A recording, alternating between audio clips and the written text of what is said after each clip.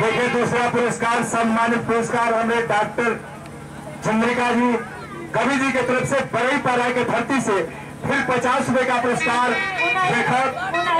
जब बहनी का शादी है तो बहनी में कवि जी का नातिन है, क्या आशीर्वाद है नाना का नातिन पर देखा। सम्मानित पुरस्कार से सम्मान डॉक्टर चंद्रिका कवि जी, आप बड़ई पारा के धरती से फिर आप 50 रुपए का पुरस्कार मालिक पर्व दूती जोड़ी हमेशा हमेशा सलामत रहे।